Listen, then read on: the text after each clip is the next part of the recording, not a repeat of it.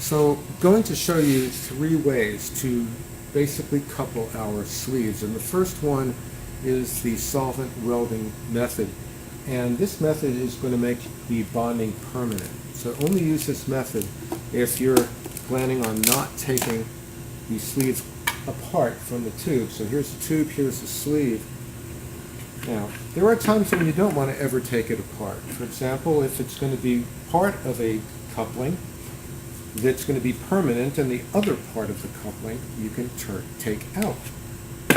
Solvent welding is simple. You take some acetone and you dissolve it and put it into some butyrate, and that will be on the website, how to make this solvent weld. Just put a couple of dabs, about 4. The next coupling we're going to make is going to be a compression fit. And that is, we're going to use a clamp and put the clamp on the tube. Then we're going to put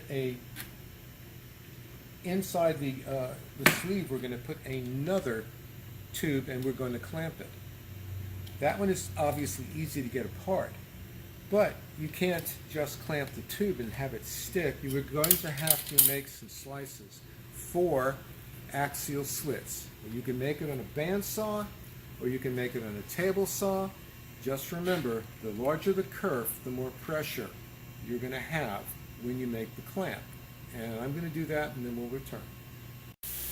Now that the two are coupled together, as you can see, each of them are going to hold.